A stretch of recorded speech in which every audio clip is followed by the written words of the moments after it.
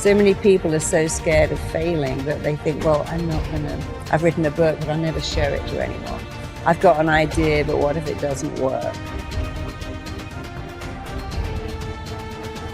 And when they begin to see, oh, it all tracks back to a thought which I'm free to change, it's very liberating, it's very empowering.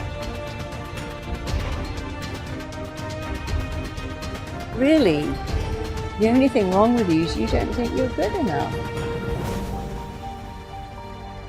But it's very simple to think a different thought, because we own our thoughts.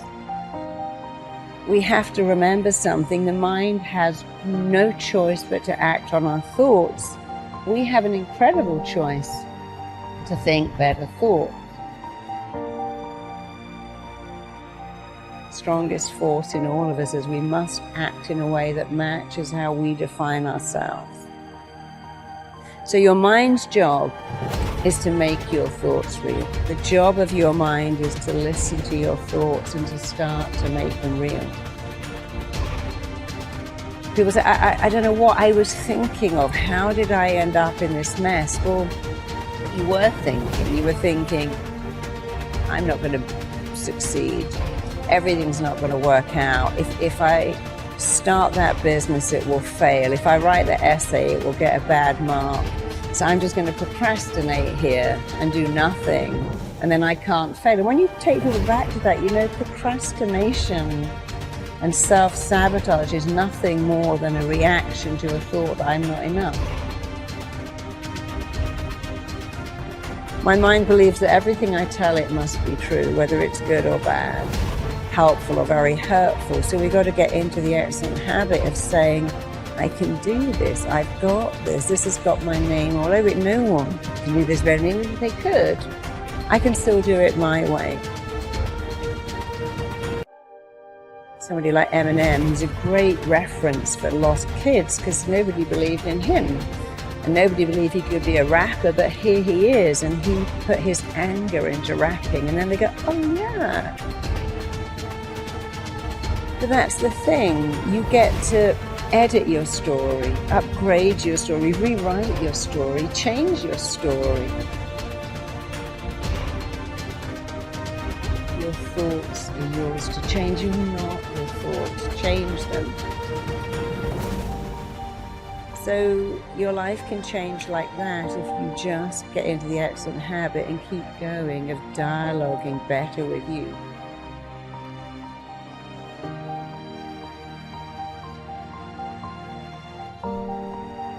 Change like that. Can you change in 21 days? You can change in 21 seconds if you know how. In fact, you can change twice every day, first in the way you think and the second in the way you act. You know, your life can change immediately when you change your dialogue. There are many people who told you that, you know, I just stopped saying that. So we all get a choice. Oh, I'm such an idiot, I forgot. I got that wrong. But then even when you get something wrong, what did you learn? You know, a person who never made a mistake, never made anything, your mistakes teach you. So even when you make a mistake, well, I learned something. I learned I'll never do that again. You know, occasionally when I'm traveling, I'm like, okay, we've forgotten our chargers. Let's always keep them in our travel bag. Let's always keep them there. When you make a mistake, it usually enhances your education if you learn from it.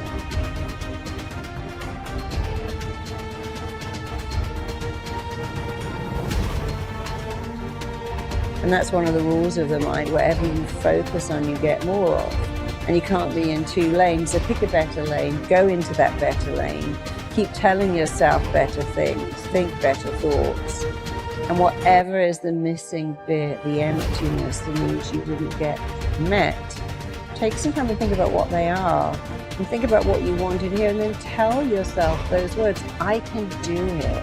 I've got this. I'm good at this. Because amazingly, there is nothing that will raise your self-esteem like praise, but your own praise is better. So if you said to me, oh, you can speak on stage, you can do that. I go, yeah, but you're just saying that. But if I say it, my mind believes that everything I tell it must be true, whether it's good or bad, helpful or very hurtful.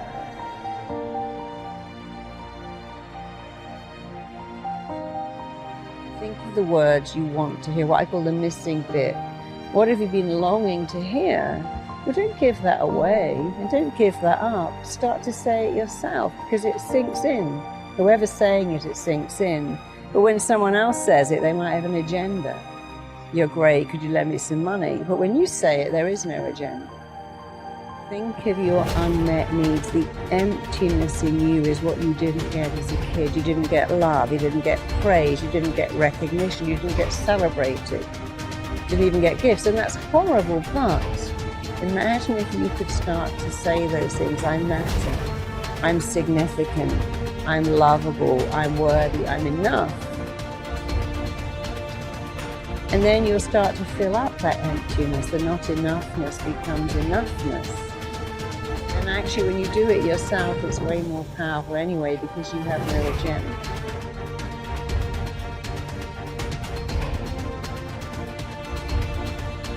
Because it all starts with a thought. But changing your thoughts is easy, it's free, it can be instant.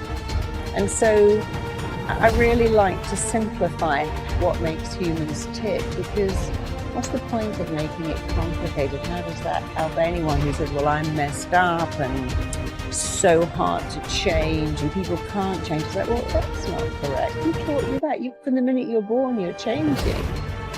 Oh, you know, it's long and arduous to recover. No, it isn't. Some people recover like that. You could be one of the ones that changes your thoughts, changes your feelings, changes your actions after all. And if you could look in your body and see the inflammation, the stress hormones, the cortisol you create from thinking negative thoughts, you would never do it again. So we got to remember our thoughts are not our thoughts. They're a blueprint that our mind, body, and psyche are trying to make real. And if you could only think better thoughts, you'd give your mind an easy job.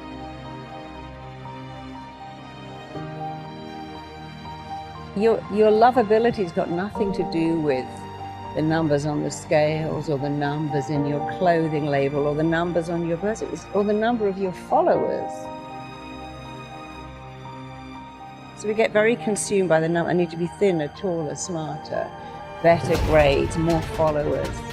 And you've got to stop all of that and just believe that you're great, and you can be even greater when you stop defining who you are by what the numbers say. And so we all have a gift, and I think your challenge is find out what you love to do and become brilliant at it. And we've all got something unique that we can do.